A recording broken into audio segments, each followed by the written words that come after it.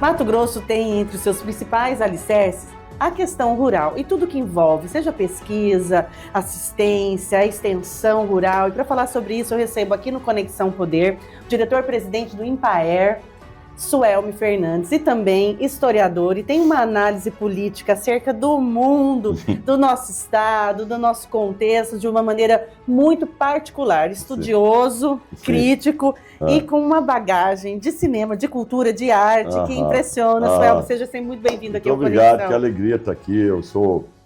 Eu assisto vocês, né? Adoro isso aqui, né? Então, para mim é uma alegria poder estar aqui com vocês. Eu ando meio distante até da comunicação.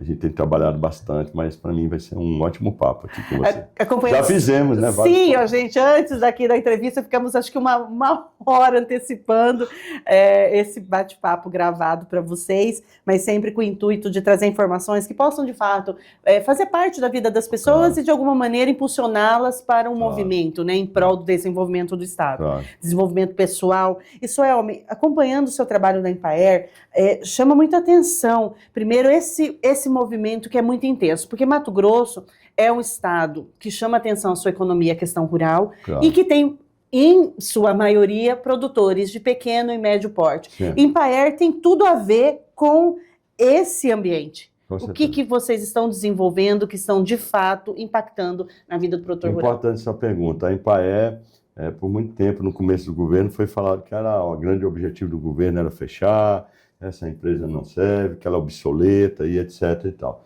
O que nós estamos fazendo agora nesse momento é um processo de modernização institucional muito forte, um choque de gestão muito forte para poder sanear e tornar ela mais eficiente e mais tecnológica para assumir os desafios que Mato Grosso precisa, do tamanho que Mato Grosso precisa. Não é fácil fazer política pública, principalmente numa instituição antiga de 60 anos, num estado absolutamente agressivo, pujante, nas cadeias de agronegócio como um todo, das grandes cadeias, as pequenas e médias cadeias. Aqui é a nossa marca internacional, é a nossa eficiência na produção de agronegócio para o mundo. Aliás, até quero contar uma história para vocês. Nós fomos num evento de queijos, depois eu vou mandar uns queijos para vocês experimentar da Baixada, que são incríveis, eles são premiados nacionalmente. Agora foram para a França e ganharam. Amanhã eu vou entrevistar Silas e Larissa aqui. Então pronto, eu não vou falar, não vou adiantar. Eu vou fazer um spoiler. Olha só, eles são incríveis, são um dos queijos premiados, e a gente foi para Florianópolis, Blumenau, numa feira nacional de queijo. E lá estavam todos os estandes de Mato Grosso, lá, as bandeirinhas dos estados tradicionais e os produtos nos estandes. Né? E tinha lá de Minas Gerais, os estados tradicionais de queijo, Rio Grande do Sul, até São Paulo, enfim. E adivinha qual era o estande que tinha mais gente dentro do evento, antes da classificação das medalhas? Mato Grosso. Aquela bandeirinha lá significa eficiência em produção em qualquer coisa que colocar de agronegócio. O Brasil já percebe isso. Falou, Mato Grosso vai entrar no café, treme. Bolsa de Valores, todo mundo preocupa, já começa a enxergar especulações. O governador foi no programa, eu acho que Roda Livre, uma coisa assim, né? Roda Viva. E ele disse o seguinte, fica de olho aí, Mato Grosso está começando a produzir café, hein? Daqui a pouco vocês vão ver Mato Grosso. O presidente da Emater lá de Rondônia me ligou, que o governador de lá, porque é um grande produtor de café Rondônia, não sei se você sabe, ligou desesperado, preocupado com essa entrada de Mato Grosso no café, porque ele falou, aí não vai sobrar nada para ninguém. Então, já chega com a camisa pesada no jogo, de respeito. Então, quando põe a bandeira no Mato Grosso, o que se produzia ali, sabe-se que tem muita eficiência e muita qualidade. E a gente tem que aproveitar desta franquia, aproveitar dessa marca, dessa chancela, para a gente incluir também os produtos de agricultura familiar. A gente chama agricultura familiar, mas a gente está reposicionando essa imagem para agricultura de pequena escala, porque familiar talvez seja mais apropriado para uma agricultura mais assistencialista, mais para o Nordeste. Então, uma das inovações que nós estamos colocando na CEAF INPAER é a ideia de que nós falamos de agricultura de pequena escala. Não existe pequeno produtor, um produtor não. Não. Falar pequeno em Mato Grosso, que tudo é superlativo. Pequeno, é um pequeno produtor. Sabe o que é um pequeno produtor em Alta Floresta? Um cara que tem 400 hectares, 4 módulos rurais. Então a gente tem que rever até a linguagem, né? Com certeza. Lá no Santa Catarina, um pequeno produtor tem 3 hectares. Uma pequena propriedade tem 4, 7, 9 hectares. E o cara consegue viver bem daquela propriedade. Aqui tem gente aqui no Vale do Rio Cuiabá, aqui na Baixada, tem 30, 40, 50, 60 num sítio e às vezes está passando necessidade, porque não consegue produzir. Então a gente precisa trazer esse padrão de eficiência das grandes cadeias, com alta tecnologia, com produto de alta performance, com os mesmos desafios, e colocar para produzir fruticultura, por exemplo. Então, a Empaer faz essa aproximação, esse diálogo, pega nas mãos mesmo dessas pessoas que estão produzindo, estão com dificuldade e vem embasando ali com pesquisa, assistência, extensão. Claro, a gente vai oferecer, pela CEAF e a Empaer, melhoramento genético para melhorar o plantel de gado, de pecuária. Muita gente não sabe, mas 50% da produção de pecuária de Mato Grosso são de pequenas propriedades. Se você considerar as médias, chega a 70% do que se produz do rebanho bovino de Mato Grosso, principalmente cria e recria. Então a gente precisa ter programas específicos para fortalecer essas cadeias. Nós já produzimos riqueza para Mato Grosso. Você pegar a região noroeste, aí, o que a gente produz de café, nós já somos o 5º maior produtor de café. Plantar café é fazer floresta. Você pode recuperar a área degradada plantando café, plantando cacau. Café hoje, vamos lá, fazer uma conta de padeiro aqui. 1 hectare de café vai estar gerando aí 100 sacas de café, mais ou menos 100, 120 sacas de café.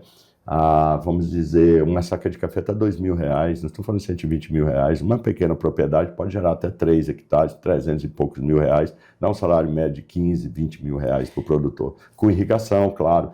Então, é muito melhor plantar mandioca que plantar soja. A questão é ter tecnologia suficiente para poder ganhar numa pequena área de forma vertical, porque aí você tem que considerar que tem que ser uma produção de alta qualidade para dar uma alta performance, para ela compensar o manejo, porque a soja ganha em proporção horizontal. Quanto mais área plantada, um saco de soja é R$100. Um saco de café, R$2.000. R$2.000. Então, por que o cara do café não está melhor que o cara da soja? Porque ele usa maquinarização agrícola, tem muito a tecnologia embarcada no processo produtivo e é produzido em grandes áreas, em grandes proporções. Tanto é que para ser viável a soja, ela precisa de uma grande área para ser produzida. Então, hoje, um dos principais desafios é justamente essa modernização tecnológica, alcançar... Ter uma planta de qualidade, por exemplo, a pessoa quer desenvolver um plantio em casa, fala assim, tudo que você quiser, você planta em Mato Grosso e dá certo. E sem falar que, eu esqueci de falar que em Blumenau nós ganhamos mais de 20 medalhas do queijo. Porque quando foi experimentar o leite da vaquinha do Pantanal, descobriram que ele tinha um terroir diferente, uma nota sensorial diferente, uma degustação. Na banca de seleção de escolha, descobriu um paladar diferente, que é específico, do microclima, de um bioma específico. Do leite das nossas vacas do Pantanal. Tem a ver com altitude, microclima, isso interfere na produção de leite. Por isso que os terroirs são tão importantes nos vinhos, nos queijos e tudo mais. Então, de repente, essa diversidade de ter 3 biomas é o que a gente tem de mais rico para as grandes cadeias e é o que nós temos de mais rico para produzir também produtos de agricultura de pequena escala. Eu digo, a nota sensorial de café é diferente de qualquer café do Brasil. Digo mais, é um dos melhores cafés do Brasil, em função da altitude e o microclima. Suelmi, você falando tanto do café, nós podemos ser em breve espaço de tempo, os maiores produtores de café com prêmios internacionais? Seguramente. Já temos café aqui já concorrendo com pontuação de 82, 83, cafés especiais, prêmio para esse tipo de exportação. A Empaer já desenvolveu várias plantas com performance absurdas de resultados, com qualidade de blend, paladar assustador. Esse dia eu recebi um áudio de um analista do café, que é um desses baristas que ficam aí nas empresas de café e outras empresas do Brasil, que analisa a qualidade de café. O cara está alucinado com o gosto do café. Que absurdo isso aqui! Imagina, o cara toma café o dia inteiro experimentando blends. Quando ele experimentou o blend, ele mandou um áudio para a equipe que está fazendo a pesquisa aqui, falando: absurdo esse café! O Brasil precisa conhecer. Então, assim como o cara vê a soja nossa, que é absurdo, a transformação de produção de carne em qualidade, que é melhor, a resposta é mais rápida, em função das nossas condições específicas de chuva, solo, clima, altitude, enfim, tudo as condições específicas para produzir das grandes cadeias são as mesmas favoráveis para as pequenas propriedades. A gente só precisa levar a Empaer com uma assistência, uma orientação efetiva para que esse produtor consiga produzir com a mesma eficiência.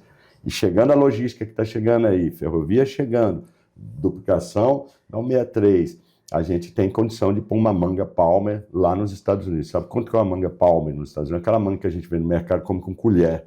A propaganda dela internacional é uma variedade da Embrapa, você come ela com colher. Eu adoro aquela manga cheirosa, eu ponho na minha cesta de frutas lá, eu fico cheirando ela. E que é produzida em Petrolina.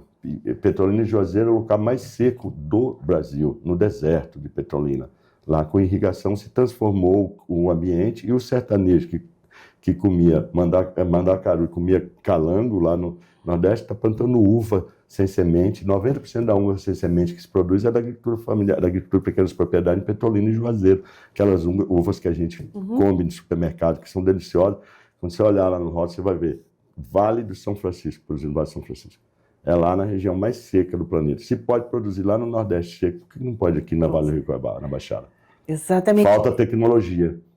E aí, como que a gente acelera esse processo? Como que a gente leva? Qual o desafio para o governo? Assim, levar, como você disse, Embraer para próximo, para todas as regiões, é ampliar a equipe, é mais investimento, essa questão da modernização tecnológica, é recurso? É buscar primeiro, testar essas plantas que são produzidas em outro lugar aqui, para saber como que elas performam. É uma experiência de pesquisa que a pessoa pega, o nosso técnico pega 15, 20 clones, avalia a performance deles e escolhe qual que é, por exemplo, a manga Mato Grosso, o café Mato Grosso. Vamos entrar com cacau agora. Tem um investimento de mais de 3,5 milhões do governo em experimentar cacau Mato Grosso. A gente saber qual tipo de planta que se adapta melhor lá aqui no Cerrado, no Amazônia, no Pantanal, no Cerrado, na Amazônia, para a gente poder fazer isso, distribuir plantas com clones de qualidade para o produtor.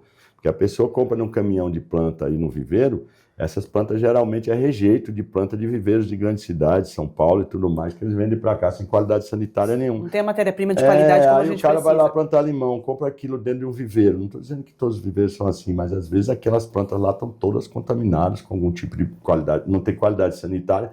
Aí ele quer que essa planta performa. Não vai performar. Então a gente precisa entregar uma Ferrari para o cara plantar lá. O melhor que pode ter de tecnologia, porque aí o resultado é garantido. Essas plantas aguentam o estresse hídrico, não precisa de tanta água para passar a seca. Essa planta resiste à maioria das pragas que possam infestá-la.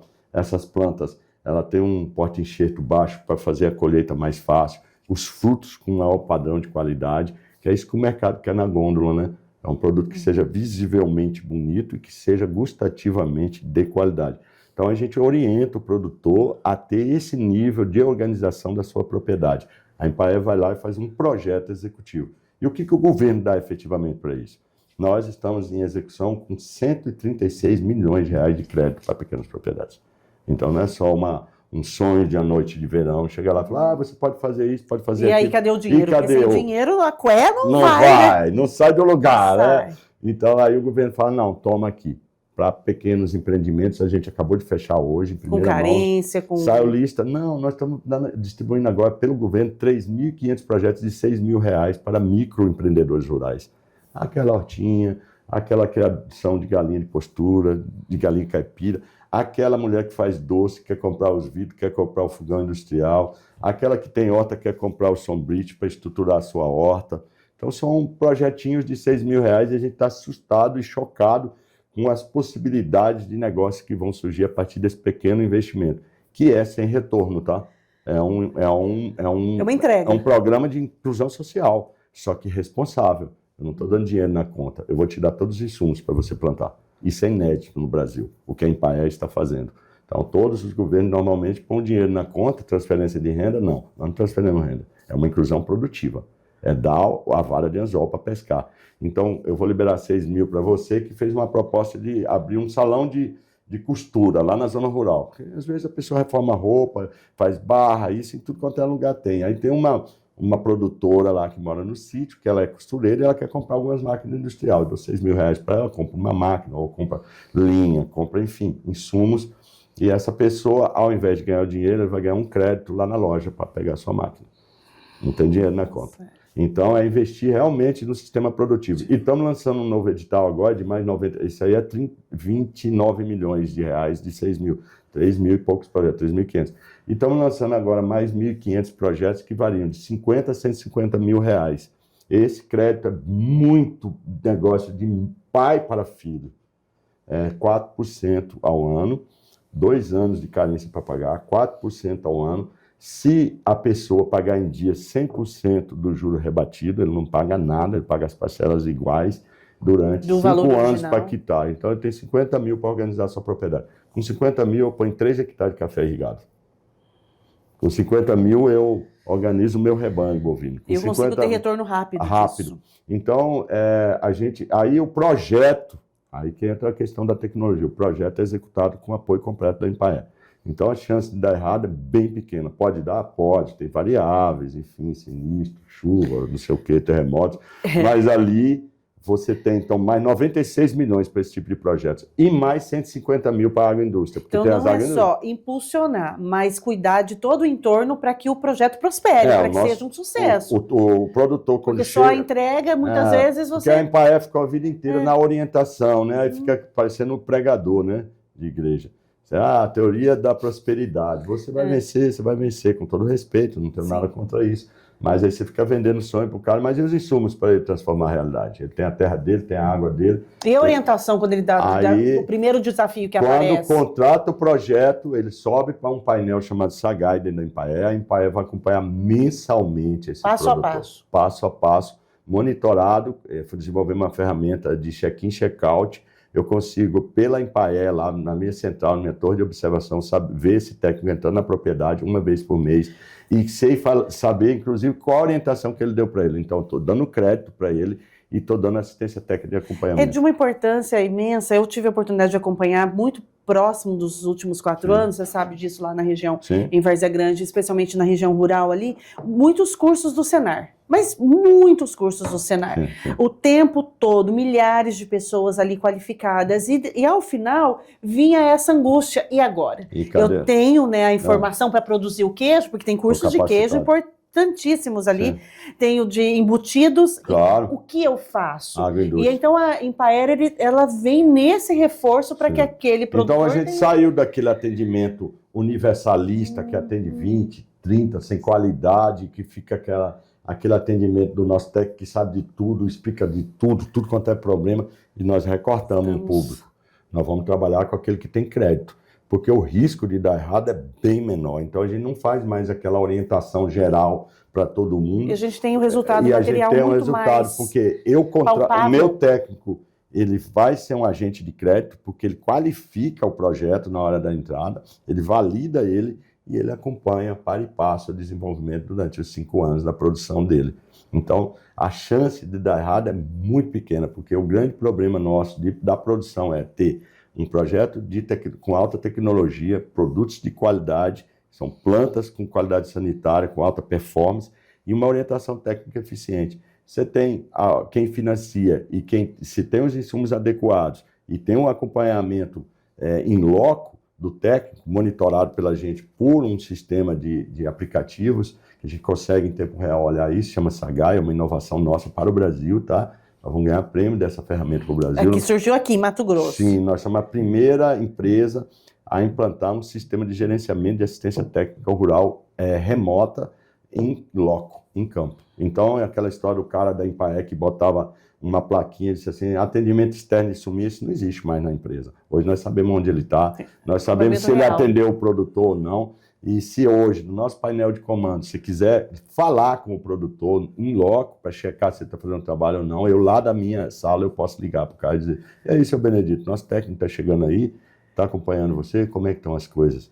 Então, isso é uma compliance, é uma transparência do serviço da Empaer para a gente tirar de vez aquela história que a Empaer é ineficiente e não trabalha. A esse velho fantasma que nos assombra há 60 anos. Então, a Empaer, ano que vem, vai fazer o primeiro balanço social da empresa. Vou te dar um exemplo para você. Nós somos das primeiras do Brasil a fazer isso. Vou te dar uma ideia dessa inovação.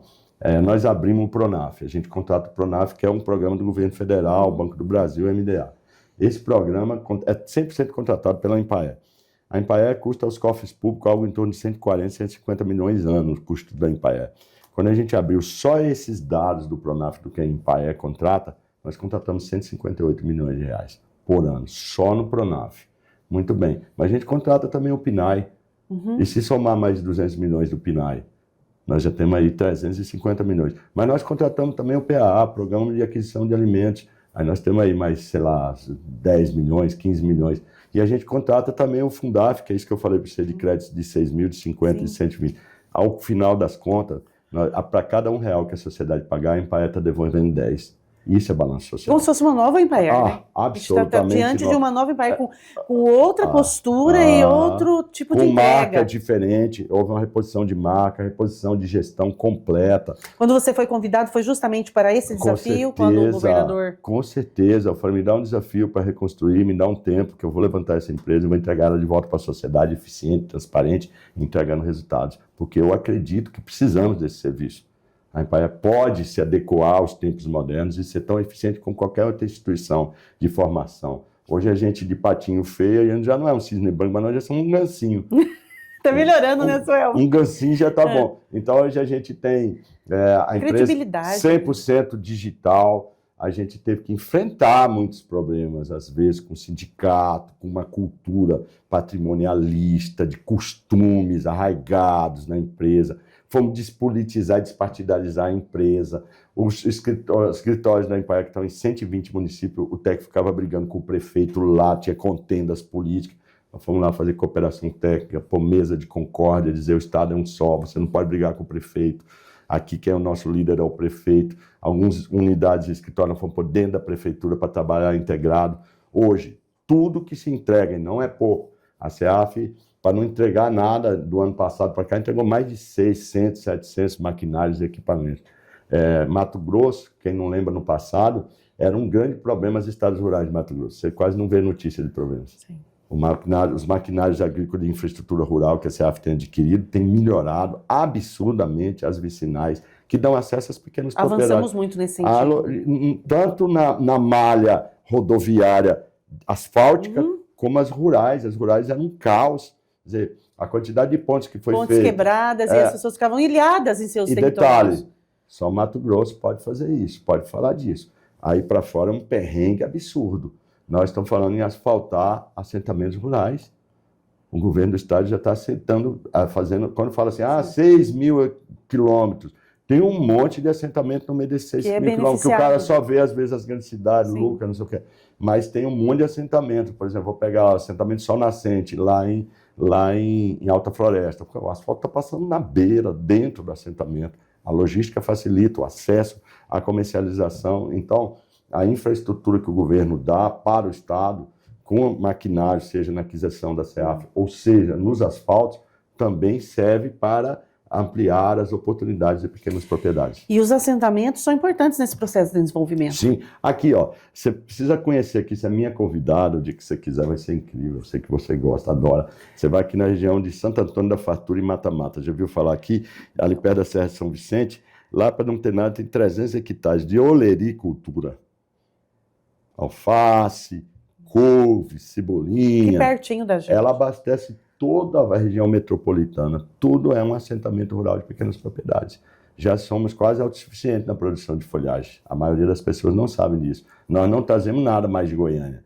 Nós estamos cada dia mais diminuindo esses fluxos. Nós temos uma evasão de 2 bilhões de reais ainda de compras externas. Imagina, a manga que você compra no supermercado vem de Petrolina, Juazeiro, 3 dias de viagem. E o Mato Grosso sempre teve essa tradição da manga, né? Da terra da manga. Não, isso é manga. E a gente traz de mamão fora. Papaya, esse mamão papai, esse mamão, esqueci o nome dele, que é um pouco maior, que eu adoro ele, são mamão que estão vindo da Bahia, estão vindo de Petrolina. Nossa, que logística. Por isso que quando E a gente com potencial de produzir tudo aqui. Aí o alimento chega mais fresco e mais barato. Não chega mais barato, Suelma, também? Absurdamente. Como que é uma logística dessa de 3 dias, que vai para a Sergesp de São Paulo, reabastece, vem no asfalto para chegar aqui em Sinop. E mais, essa logística aqui, a oportunidade de produzir alimentos, fruticultura e etc., produtos que vão na mesa, que a gente come, pode abastecer todo o mercado do norte. Porque toda a rede que abastece o norte do Brasil, Pará, Amazonas, vem por via rodoviária. Que é mais próximo a gente produzir em Mato Grosso, mandar para lá do que chegar do aqui. Do que vir de São Paulo, como está abastecendo. Vem de lá, desce para São Paulo, vem para cá, né? Faz toda uma... E já se provou que não existe... Uma pessoa às vezes diz para mim, a Baixada Cuiabana tem uma limitação ambiental. Em se falando em agricultura, não existem limites para se produzir em nenhum lugar. Lá em Israel, eles produziram no deserto, os kibbutz, dessalinificaram a água do mar, os maiores polígonos de produção de fruticultura, de azeitona, de tudo do mundo. Com tecnologia a gente vence os limites. Tudo! Uai, olha aqui, o Cerrado era um desafio para a soja, não foi transformado utilizando calcário, com plantas de alta performance. Hoje a gente consegue produzir, ser o maior espaço de produção do planeta Terra. Então, essa mesma oportunidade dos grandes pode ser para as pequenas propriedades. E digo mais, eu acho que a gente tem um gap, um espaço de crescimento, de desenvolvimento econômico nessas cadeias de pequenas e médias propriedades absurdo. Quando você citou a questão das frutas... O mercado internacional, inclusive. Sim. Quando você disse, por exemplo, as frutas. Hoje, o que em Mato Grosso, as frutas que se destacam na nossa produção aqui de qualidade e que a gente já abastece... Citar algumas para você. Abacaxi, pérola, muito produzida ali na região do Tangará. É uma delícia os abacaxi. Às vezes você vê esses caminhões de rua... Devia ter trazido tudo para nós aqui, gente. Não, nós vamos trazer vocês para nós fazermos aqui. Né? No abacaxi a gente consegue produzir com qualidade. Banana, nossa banana de fritar, que é a nossa famosa fata velhaca em Paia de E não só em Livramento, porque a gente ficou muito falando só banana em Livramento. O Livramento nós estamos resgatando agora, resgatando, o prefeito falou isso para nós. Mas o forte, você tem que Tangará, uma região produzindo absurdamente. A CEAF, com a Empaé, acabou de entregar mais de 400 mil mudas de qualidade, junto com a Empaé, de banana. A gente tem muita produção de banana de qualidade, tanto a nanica, a maçã da terra. E a da terra, que é a nossa farofa. Premium, né? Por favor, né? Nossa alta tecnologia embarcada, nosso nanochip, né? Por favor. A nossa banana chip, já comeu? Sim! Absurdo aquilo, é viciante. Então você tem banana, limão aqui, tem o melhor brix de limão do Brasil em função da insolação, é a de Mato Grosso, é comprovado, nós temos pesquisa de limão. Esse limão, principalmente Tahiti, a gente tem praticamente abastecimento de produção local. Não consegue 100%, mas a gente tem uma boa participação já com produtores bons consolidados. E também vamos para outros estados. Quer ver um exemplo? Frutas que vão para o estado também. São Vicente, região Gleba Resistência, está produzindo mamão de altíssima qualidade, na Serra de São Vicente. A altitude está boa, o clima está bom. Aliás, na Serra de São Vicente tem gente produzindo até uva de qualidade, porque é um clima um pouco mais temperado, dá para a possibilidade de produzir. Aqui em Chapada estão produzindo uva, produzindo vinho, né? Então a gente tem ambientes possíveis e paisagens possíveis para produzir o que quiser. A gente precisa de tecnologia, orientação técnica e crédito. E quando você fala tecnologia, crédito, né, orientação, morango, por exemplo, que é uma fruta muito ligada ao sul, né, a nossa percepção, senso comum, que é uma fruta de região mais fria. Seria possível aqui claro em Mato Grosso? Claro que é. Morango, pêssego. Você pega uma altitude e uma temperatura como de Chapada, que é incrível. Você tem um microclima absurdo para isso. Se você utilizar algumas técnicas de, vamos dizer, de irrigação, com microaspersão, que o ambiente fica um pouco mais úmido. Eu comi morango, por exemplo, no Vale de São Francisco, lá no Nordeste, lá dentro do Cariri, dentro do sertão nordestino, em Pernambuco. Os caras estão conseguindo produzir pera, uva, maçã. Então, por que aqui não pode? Aqui é que pode. Lá eles não tem nem ciclo de 6 meses de chuva, é o ano inteiro sem chuva. Nós temos aqui 6 meses de chuva que dá para encher represa, né?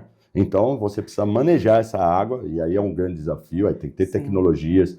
Eu tenho discutido lá com a minha equipe, e é uma coisa que, eu vou falar de primeira mão para você, a gente quer discutir um programa de transposição da água do rio, da represa do Manso para fins de irrigação no Vale do Rio Cuiabá. Esse projeto já está em andamento? Já Estamos existe? discutindo ele, começamos a formular, fomos na Codevasf. A represa do Manso foi construída em 2003 com a finalidade de ser um canal de irrigação. Tem uma parte de ortoga para isto, nunca funcionou desta forma. E detalhe, lá no Vale de São Francisco eles produzem uva sem semente, pera, maçã, e é o maior polígono de fruticultura da América do Sul, transpondo a água do Rio São Francisco, com bombeamento hidráulico. Eles, num perímetro de aproximadamente 100 quilômetros, subindo uma elevação de mais de 100 metros, eles conseguem fazer programas de irrigação. E do Manso, com gravidade. Zero. Só na gravidade. Você tem condições de fazer isso. A gente precisa de grandes projetos estruturais e a gente tem a solução de água resolvida na época da seca sem nenhum transtorno ambiental. E esse canal pode, inclusive, jogar lá no Cochipó e dar uma revitalecida no Cochipó depois e voltar para o próprio Rio Cuiabá. É sustentável, gera polígonos de desenvolvimento produtivo e a gente pode transformar essa realidade do Vale do Rio Cuiabá. Isso em pouco tempo, assim, é algo que é possível a gente fazer. São programas estruturais de engenharia que precisam um pouco de tempo, de estudo, mas que são alternativas que o governo está visualizando num painel de futuro como soluções sustentáveis para se resolver definitivamente o problema da pequena produção, que infelizmente acabou virando um bolsão de pobreza aqui no Vale do Rio Cuiabá, que é a questão das pequenas propriedades. Mato Grosso cresceu, desenvolveu, enriqueceu, e a gente continua aqui com os mesmos dilemas de 300 anos atrás, né? Na época da seca, os pequenos produtores têm que sair da zona rural para vir para a cidade, trabalhar, enfim, como um assalariado, e a gente quer ter soluções. Se não resolver o problema da água, essa é apenas uma das soluções, existem outras que estamos discutindo, e é a Empaer que tem que liderar esse debate. É a Empaer que tem que pôr na mesa as soluções. A grande vantagem é que o governo agora começa a pensar grande o seu futuro, porque tem dinheiro para desenvolver grandes projetos. Então, o trabalho hercúleo do governador Mauro Mendes e do vice-governador Pivetta em sanear contas públicas para dar capacidade de investimento nos dá as possibilidades de sonhar com grandes projetos estruturais. Antigamente, fazia os grandes projetos, quem que vai pagar a conta? E detalhe, o que o Mato Grosso está investindo em agricultura familiar, vou dizer para você com muita segurança, é maior do que o MDA tem em alguns programas de crédito. É maior que o orçamento de algumas instituições do governo federal. Nós estamos previstos 300 milhões de reais de investimento. Quando eu fui secretário lá no passado, eu tinha um orçamento de 15 milhões. Olha o tamanho da evolução orçamentária. Então, no Brasil, hoje, é o maior orçamento de Secretaria de Agricultura do país. Maior que de São Paulo, maior que do Paraná, Santa Catarina e tudo mais. Ninguém tem um aporte de investimento deste tamanho. Então, o cara tem que limpar a boca para falar de agricultura familiar no governo Mauro Mendes. É um governo que performou e está fazendo muitas entregas. Óbvio que a virada de conceito do agronegócio brasileiro, Mato Grosso demorou 20, 30 anos. Então, ela tem uma curva de consolidação. A gente está nessa curva, mas eu não tenho dúvida que para os próximos anos a gente já temos coisas muito positivas para apresentar. O café é um exemplo disso. O cacau está entrando com força. A gente tem experiências de agroindústrias interessantíssimas. Isso eu te perguntar, a questão da indústria, de agroindústria, como que está a Empaer nesse diálogo, nesse avanço? Porque é algo que os prefeitos falam muito sobre isso, da importância de pensar nessa industrialização da sua matéria-prima, que vai impactar em muito desenvolvimento para os municípios. Como que você visualiza isso? Se você pegar hoje as grandes empresas, hoje, vamos dizer que são a agroindústria do Brasil, a Batavo, nasceu de cooperativas de pequenos produtores, né, de embutidos, né, nasceu em Chapecó, ali no sul. Quanto a agroindústria tem em Santa Catarina, pequena, que foi crescendo, virando grande agroindústria brasileira. Hoje você vai no mercado, você compra produtos que são agroindustrializados de produtores de pequena, a própria Aurora. Da junção de forças, né? São cooperativas de produção pequena que vai se incubando e crescendo, como qualquer outro empreendedorismo, como qualquer outro negócio. Pensando nisso, o governador, o vice-governador Pivetta, você sabe que ele foi um assentado, né? Ele veio para cá como um assentado. Ele esteve nesta cadeira aqui há umas 2 semanas contando para nós a história. Ele veio num caminhão, na bola ele era caminhoneiro, pá. Então ele teve um lote aqui de reforma agrária e conseguiu mudar a vida dele. Então ele tem uma dívida muito grande com esse segmento, um carinho, uma preocupação absurda com essa história. Ele que nos acompanha lá mais diretamente e nos orienta. Aí ele disse, vamos criar um sistema de credenciamento mais simplificado para a agroindústria. Está muito burocratizado, o INDEA está burocratizado, o SEMA e tudo mais.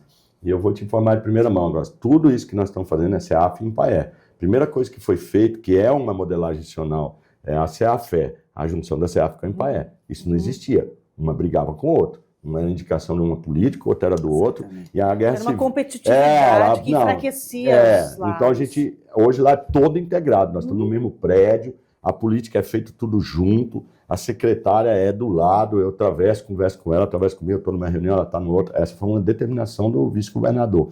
Integra aqui, CEAF e Empaer, integra com as prefeituras. Eu não quero brigar com a prefeitura. A gente já superou esse nível de modernização institucional.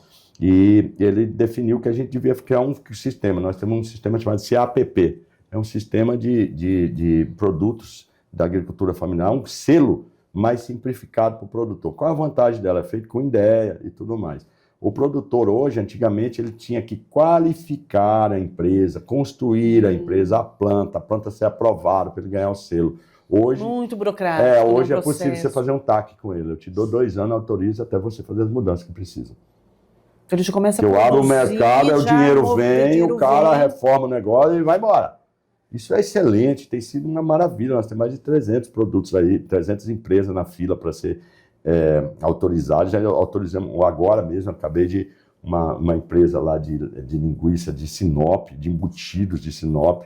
Eu vou te mandar eu vou ter que mandar uma cesta. Vai ter que mandar uma cesta, gente. Que cesta? Eu vou contar para vocês. O cara gera cinco empresas cinco empregos na empresa dele, ele vende só em Sinop, ele ganhou o selo CAPP, ele já tem um contrato com esse mercado Machadão, vai entregar no estado inteiro.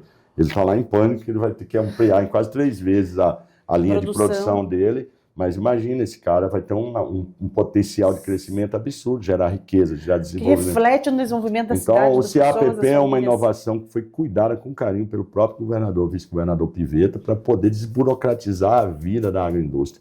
E isso tem sido uma maravilha, gente. Esses queijos campeão, tudo aí, começaram a disputar mercado com o CAPP. Um selo mais simplificado para o cara ganhar, vencer na vida. Validar o trabalho dele. E você aposta na boa-fé dele. Exatamente. Vou abrir o mercado para você com uma segurança mínima alimentar. Você tem um ajuste para fazer. Enquanto isso, você tem um selo provisório. Faz seus ajustes. A gente vai acompanhar, monitorar e trazer o resultado.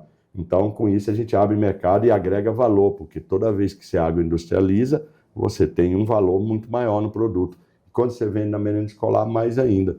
Então, a gente está atento nisso, tem uma política CEAF-INPAER para isso, e a gente está abrindo novos mercados para a agroindústria. E dentro do Fundaf tem uma linha de 150 mil só para financiar pequenos empreendimentos. E a prioridade vai ser aqueles que já estão em projetos de regularização sanitária dentro da INPAER. Nós vamos lançar um manual agora de agroindústrias, é um trabalho inédito a nível de Brasil. Muitas coisas que eu estou falando aqui é inédito, assim, são soluções nossas.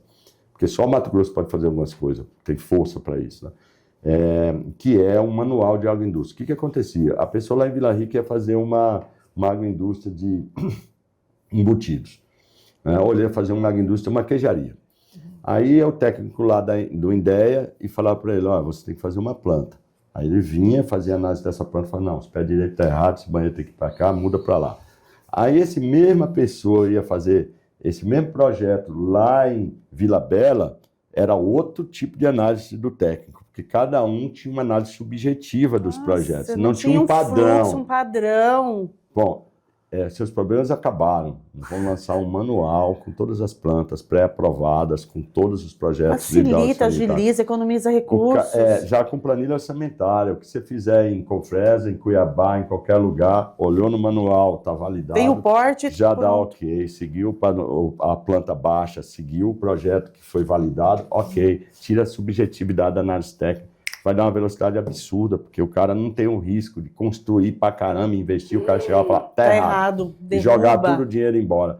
Então, foi mais uma iniciativa também do nosso vice-governador, falou, vamos criar um padrão de plantas mínimas para todas as agroindústrias. Então, nós vamos ter lá uns 15 padrões de vários tipos de planta, para café, nós vamos ter padrão para queijaria, padrão de planta para embutidos, padrão de plantas para produtos vegetais e para produtos de origem animal, né? Para abatedor de frango, enfim, de todos os tipos de agroindústria, de agronegócio de pequena escala, nós vamos ter plantas pré-aprovadas. A pré-aprovada pela SEMA, pré-aprovada pela Vigilância Sanitária, porque tem a questão ambiental, tem a questão da Visa, cuida da parte vegetal, sim, e pré-aprovado pelo INDEA, que cuida da parte animal, e pré-aprovado pelo INPAER. Quer dizer, não tem problema para o cara. Se ele pegar esse manual, já vamos lançar agora, esse manual pode ser replicado aonde ele quiser, e nós vamos dar o dinheiro de 150 mil pelo Fundaf para ele construir essa planta. Importante incentivo. E como está, Suelme, o diálogo com o governo federal, com o Ministério da Agricultura, com o ministro Favro, sendo ele mato-grossense, como você analisa? Nós temos participar de todas as construções e sugestões do governo federal. O debate ideológico partidário é um assunto da sociedade, não do Estado. O Estado é um só, o governo federal, estadual e municipal tem que se juntar, é o único jeito de tentar dar certo, é chegar junto. Então, todas as iniciativas, inclusive o atual superintendente do MAPA é funcionário da INPAER, que a gente cedeu para assumir lá a superintendente, chama Pelé, o Edson, você chama para bater um papo com ele. A gente tem feito várias viagens nesse sentido.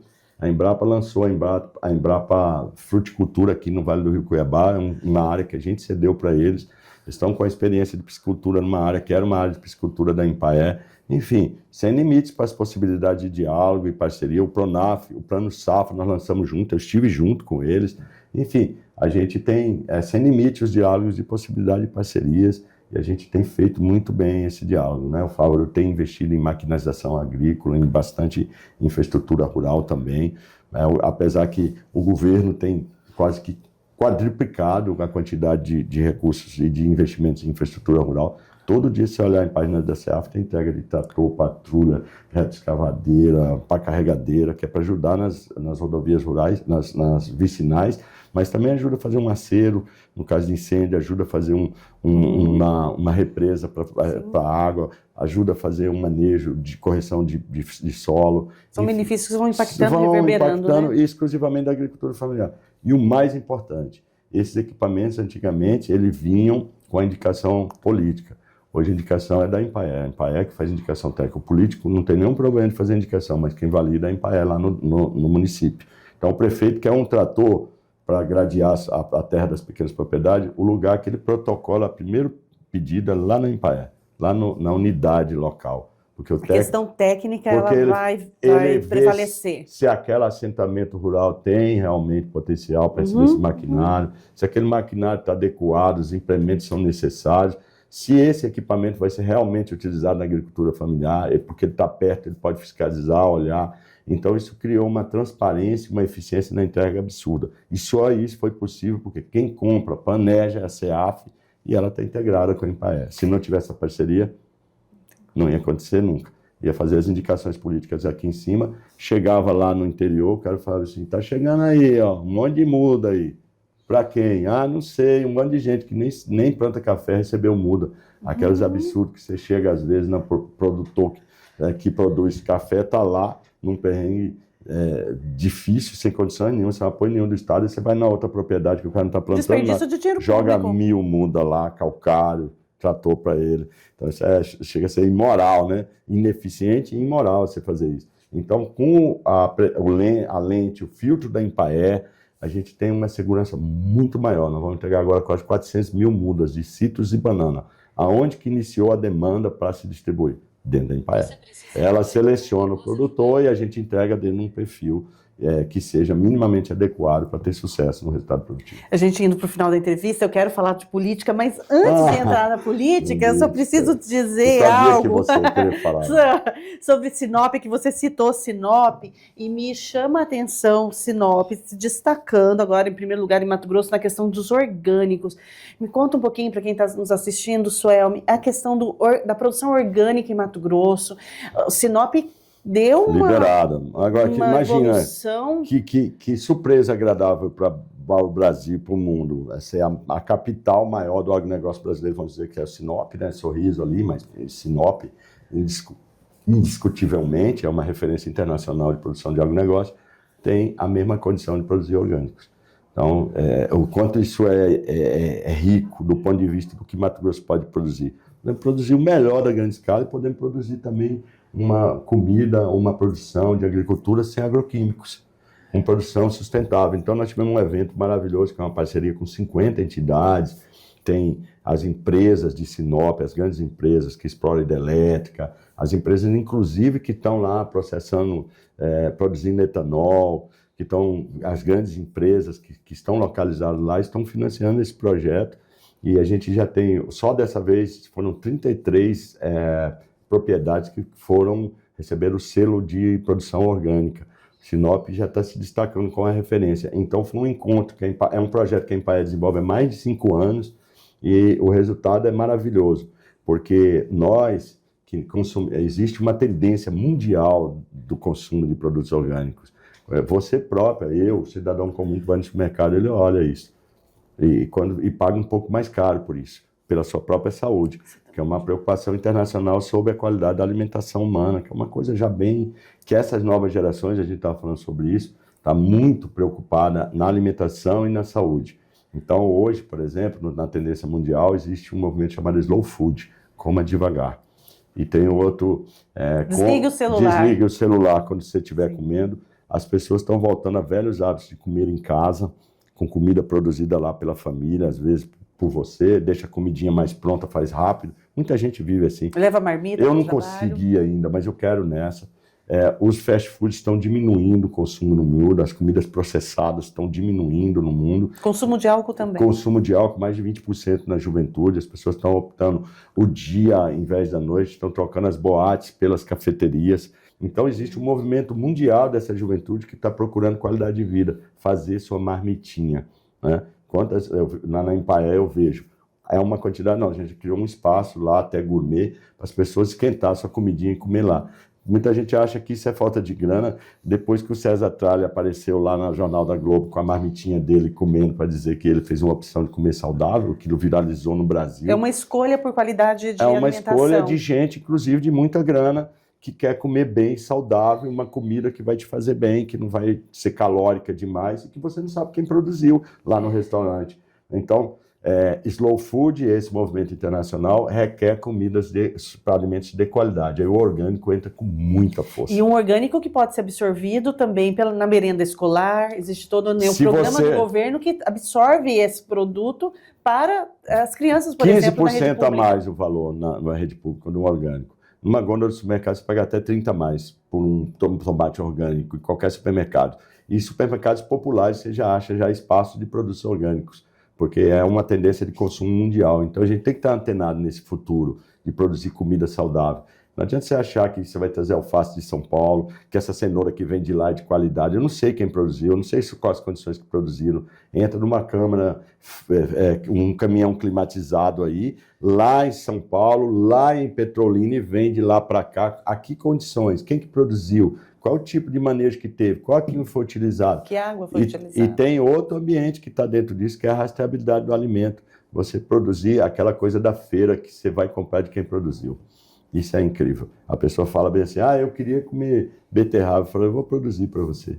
A gente entrevista a Suel, minha vontade dessa entrevista é ficar conversando e eu chegar em casa, pegar o quintal e transformar numa todo mundo tem isso! Todo mundo pode ter as suas plantinhas no fundo de casa, seus temperinhos. É isso que Sinop Orgânico ensinou, fazer composteira em casa para utilizar a sobra de alimentos. Isso está muito evoluído. Também, fazer adubo ali em casa para fazer composteira, para utilizar nas plantas, para fazer produção. Já tem gente que já consegue consumir da sacada do seu prédio, produzir o básico. Parece absurdo, loucura, mas se você olhar na rede, esta juventude que está na academia está muito ligado nisso. A nossa geração, a minha geração lá atrás, não está tão ligada nisso. Hábitos saudáveis e comer bem, não beber e comer porcaria, né, como a gente come. Essa geração vai chegar a 100, 105, 110 anos fácil, porque eles estão preocupados com a saúde como nós não tivemos no passado.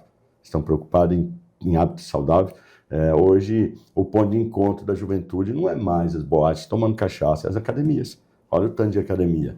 Virou uma cultura. Então, é uma tendência mundial por parte dos consumidores mundiais em rastreabilidade, comida orgânica, comida saudável, comer devagar, comer em casa, fazer sua própria comida. É o que é uma grande inovação que a nossa vovó já fazia. A nossa mãe já fazia. Então, volta às raízes. Porque estão adoecendo, porque o câncer, as doenças mentais estão tomando conta da humanidade. Se o cara não cuidar dos hábitos deles hoje, a incidência... Sociais e alimentares. A incidência de suicídio, depressão e ansiedade entre crianças e jovens no mundo é absurdo, já é considerado epidemia pela Organização Mundial da Saúde. Então, o reposicionamento dos hábitos, dos costumes alimentares é uma parte importante nesta agenda e a Empire está atenta a ela. E agora, né, finalizando a nossa entrevista, eu tenho que perguntar sobre política. O Suelmi, ele é analista político, né, historiador, ele foi deputado estadual, secretário, enfim. Eu nos grupos participo. Nos grupos participa atuante, uma confusão, sempre muito gentil, brincadeira. Mas assim, não briga com ninguém. Mas sempre um olhar muito coerente acerca dessas discussões que muitas vezes estão extremadas. A gente percebe situações extremadas, pessoas brigando, e você sempre muito pontual, tentando ali trazer reflexão sobre os vários aspectos. Você citou muito na entrevista o compromisso do vice-governador Pivetta com a questão da agricultura familiar, com esse segmento. E ele esteve aqui conosco, né, um candidato em potencial Com certeza. para próximo, né, governador aqui do estado de Mato Grosso, na sucessão do Mauro Mendes. Sim. Em sua análise, o Pivetta, essa percepção dessa força do Pivetta, que os prefeitos trazem aqui, que você citou, também é uma percepção que a população percebe?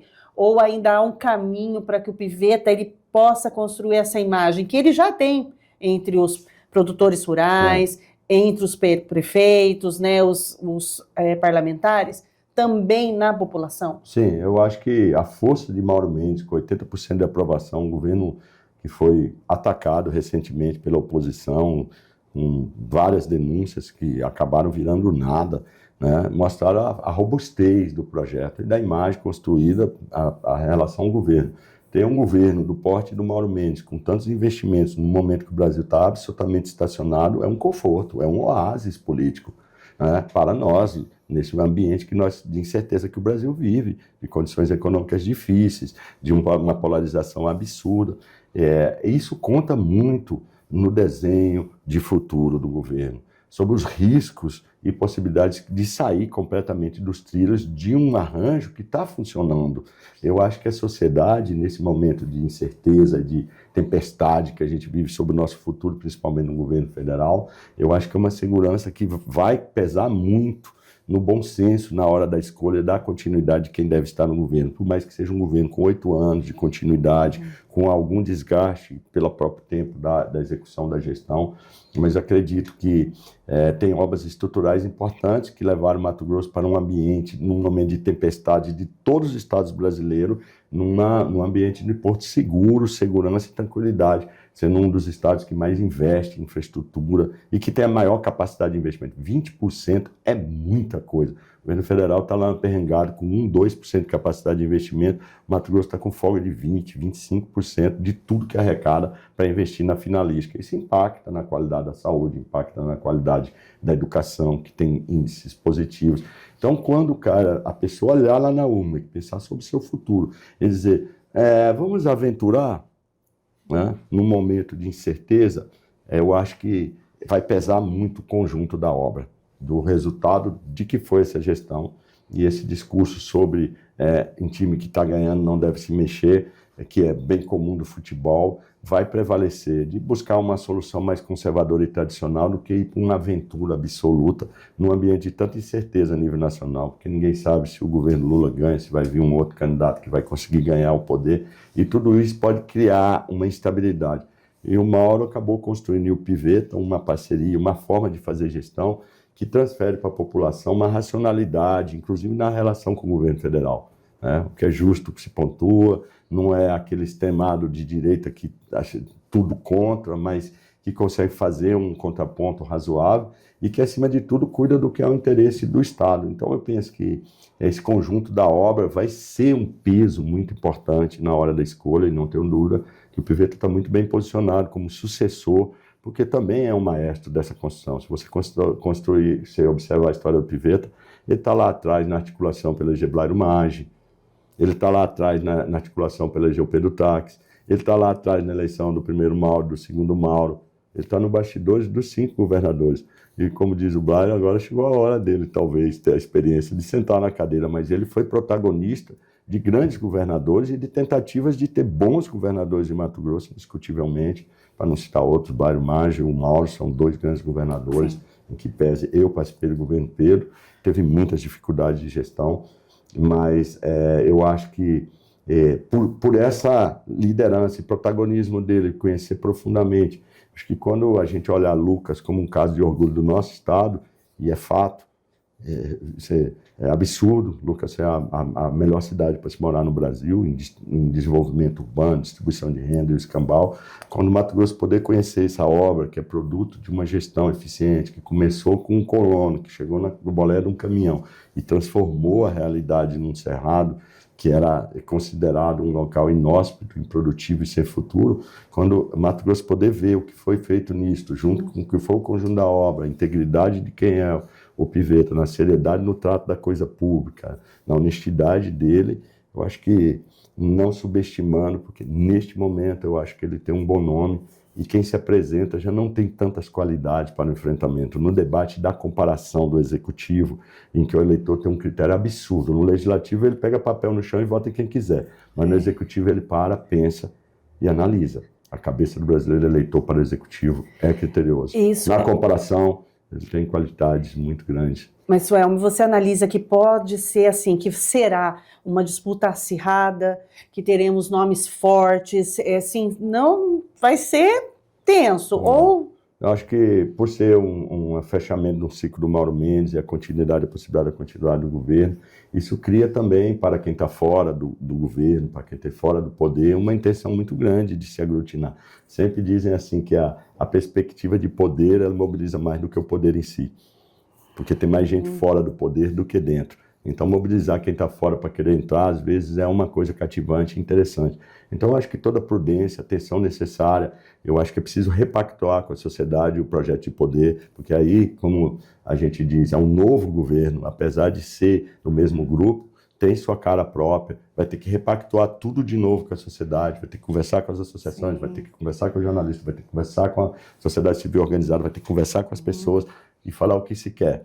Né? Não achar que isso é um caminho natural, é iluminação, porque eu sou candidato, eu sou naturalmente eleito. E aí a performance dele na cadeira, que se o Mauro afastar ele, assumir o governo, ele vai poder construir esse arranjo dialogando com a sociedade. Então eu acho que é muito mais da performance dele política, no desempenho dele, no diálogo com uma nova agenda para o futuro, que vai lidar. Mas eu gosto de uma conversa dele. Temos que preparar Mato Grosso para o novo ciclo da agroindustrialização. Eu gosto dessa conversa, acho interessantíssimo a gente sair do patamar inicial de produção primária para ir numa produção agroindustrializada, num outro patamar de desenvolvimento econômico. Então seria um novo ciclo de desenvolvimento de Mato Grosso que a gente precisa preparar para isso, e já está acontecendo, né? Então eu acho que essa agenda de futuro, que envolve a qualificação da agricultura de pequena escala, é uma das agendas que ele vai querer construir no diálogo com a sociedade, né? Muito cedo, até março, tem muita água para rolar debaixo da ponte. Óbvio que nunca se subestima possibilidades de adversários, de ataques, de desconstrução, é sempre uma guerra, principalmente sabendo que atrás dessa guerra tem um caixa de 25 bilhões de reais, de 30 e poucos bilhões de reais, com 25% de capacidade de investimento. Quem não quer ser, neste país, governador de Mato Grosso? Talvez lá não seja a mesma disputa lá no Pará, talvez não seja a mesma disputa lá no Maranhão, a mesma concorrência, a mesma missão. Mas aqui, por ser o estado do agronegócio e ter essa pujança toda mundial, a eleição de Mato Grosso pode ser uma eleição importante para o Brasil, porque ele é um celeiro de produção que impacta na balança comercial brasileira. E o Brasil está de olho em Mato Grosso, com né? Com certeza, a CNA vai estar olhando, né, os grupos de agronegócio. O mundo está olhando para Mato Grosso. Óbvio. E, na sua concepção, qual seria o perfil? Eu tentei puxar isso do caldo de galinha, e por desse não faz mal a ninguém, não se esqueça disso. Né? Tentei puxar ele, falei assim, e aí, em relação à composição, para vice? Ele falou, não, está muito cedo, mas em relação a perfil, não nomes, claro, porque está muito cedo. Qual o perfil de vice, na sua avaliação, que vai compor perfeitamente com o Pivetta? Porque ele trouxe aqui a experiência que essa composição, junto com o Mauro, foi uma composição que deu muito certo, tanto assim que ele traz os indicadores. Mas nessa composição futura, o que nesse arranjo teria que ser assim primordial nessa composição? Eu acho que é preciso entender o estilo do Pivetta. Não acho que ele vai fazer uma composição de politicagem clássica. Só para trazer um partido indica quem você quiser aí. Não vai ser uma coisa irresponsável nesse nível. Porque um vice-governador ele tem um papel de status importante que pode, na sequência, continuar como no governo futuro. Óbvio que essa é uma ambição absolutamente disputada por todos. Todos vão querer ser noiva. Porque o que desse tá, casamento. Que a bolsa de apostas a milhão, né? Quem será a noiva? Quem será? E assim, tem um ditado em política que diz o seguinte, que vice-governador, vice de uma maneira geral, ele é a última escolha dos 45 minutos do segundo tempo, de preferência durante a convenção.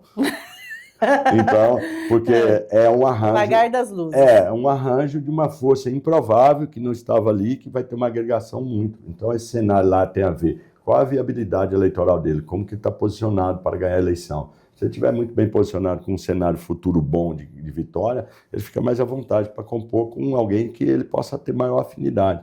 Se há alguma vulnerabilidade e precisa desagregar um grupo com potencial adversário forte, isso pode ser uma estratégia para trazer ele para o processo de aliança. Então, tem muitas variáveis possíveis aí e candidatos que se colocam como possibilidade dele, né? E acho que até esse é o assunto mais importante que resolve a eleição, sabe? Eu acho que esse arranjo político-eleitoral apenas, né? O vice-governador é um papel um pouco mais figurativo e às vezes ele não tem tanta... ela tem importância política, mas de gestão e de efetividade dentro da administração pública muito pequena, é muito mais decorativo, mas é importante em função de ser um projeto grande, forte, bem posicionado. O governo do Estado, todo mundo quer ser vice. E com uma variável importante, que é só 4 anos que ele fica no poder. Então esse vice pode ser uma projeção de um futuro candidato a governador. Por isso que ela é tão disputada. Está muito disputada. Muito. Está muito. Tá um nojo. Tá um nojo, né? Mas acho que ele vai querer alguém que pareça com ele no espírito de gestão para poder dialogar com os projetos, assim como ele foi o grande... Eu acho que o grande vice do Pivetta é o que ele foi para o Mauro Mendes. Um cara que está junto para discutir estrategicamente os projetos, para somar junto, para representar junto, porque às vezes a gente não vê os bastidores, mas o Pivetta está muito presente nas grandes decisões do Mauro. Poderíamos ter um papel feminino aí, uma mulher? Não sei, podemos ter mais mulher. Tem apostas no jogo aí acontecendo, né? Já houveram casos, aí da França foi vice numa solução de Blário Maggi lá atrás, há possibilidades disso também, mas eu acho, assim, por cautela, a gente adora falar política muito antes do tempo, para a gente ter conversa para boteco, mas no final das contas acaba não valendo nada, porque as coisas só especulação, vai mudando demais. Tanto que seria assim, tem tanta água para passar debaixo da ponte que qualquer cenário que você coloque aqui pode ser absolutamente ilusório ou fantasioso diante do que pode acontecer. Mas que rende conversa, rende. Talvez pense... Talvez, assim, um amigo meu, Berinho, que é o pai de Fábio Garcia, fala para mim, pense na coisa mais absurda e improvável. Talvez seja o que é mais razoável. Olha só, tem tantas frases aqui que eu vou anotar todas. E você, fora do seu radar ou uma possibilidade vir novamente a candidato a deputado estadual? Não tenho essa ambição, ficou muito difícil a disputa de estadual. Então vai ser acirradíssimo. Imagina, não só por isso, um deputado tem quase 30 milhões de reais por ano para investir em emendas parlamentares, isso não existia antes, é impositiva, ele define isso. Então é um poder político absurdo para qualquer um outsider querer furar essa bolha. Não virou campeonato de Série C brasileiro, é um campeonato Série A. Só times de primeira categoria, com estruturas partidárias fortes. Os partidinhos pequenos sumiram. Você vai ter 9, 8 partidos apenas, e com chapas só de sangue puro, de gente competitiva. Saiu a história daquele partidinho de frentinha que juntava lá meia dúzia de gente e conseguia um desempenho com 14 mil entra. Estão falando num patamar de 70 mil votos para fazer e na performance individual de, no mínimo, 20 mil votos. Para se ter uma ideia, o Catani, na primeira eleição, foi eleito com 11. Então, espaço para outsider, para amador, para aventureira, nesse jogo aí, é muito pequeno. Então, eu tenho que tirar o meu banquinho e sair de fininho. Esse jogo aí é um jogo muito pesado, eu não participarei dele, eu acho que eu sou melhor nos bastidores ou fazendo gestão eficiente, entrega de qualidade, que é uma forma de fazer política também. Suel, eu quero agradecer demais a sua entrevista, ficaríamos aqui batendo papo e fica o convite para você voltar e deixo aqui a câmera aberta para suas considerações finais. Muito obrigado. E o seu presente, prazer. Eu fiquei conversando. Mas eu tenho, acho umas 2 canecas dessas aqui, eu já sou da casa, adoro esse lugar aqui, adoro o que vocês fazem, adoro o jornalismo sério de vocês, com coerência, com fonte. A gente estava dizendo sobre isso, né? Que a era das fake news, que achavam que ia acabar com os grandes veículos de comunicação, está passando e as pessoas estão voltando a ver os veículos formais, com o CNPJ, com o SET como o seu, com um grupo de jornalistas enorme trabalhando, porque tem responsabilidade, checa a fonte, tem seriedade no que informa, responde juridicamente pelo que fala, não fala à toa e fala pelos cotovelos. Então, para mim, é uma honra estar aqui. Queria agradecer o grupo como um todo e você um amor, uma pessoa queridíssima, para poder falar dessas coisas que nos fazem sentir, né? Que nos fazem amar. Então, para mim, a agricultura de pequena escala para além de uma militância política, uma causa política, para mim, é uma causa afetiva, e no final das contas, todos nós viemos das pequenas propriedades. É quase que uma dívida a ser paga. Então, eu agradeço a vocês. Conheça a Empaé, procure nossas unidades, nós estamos em 120 municípios, quer ter um projeto bacana, quer conhecer as coisas que a gente falou, vá lá na nossa unidade, tem um técnico lá preparado para te orientar e dar mais informações sobre como vencer na vida produzindo alimentos. Suelme Fernandes, meu entrevistado de hoje, diretor-presidente da Empaé. Se você curtiu essa entrevista, compartilhe e até a próxima.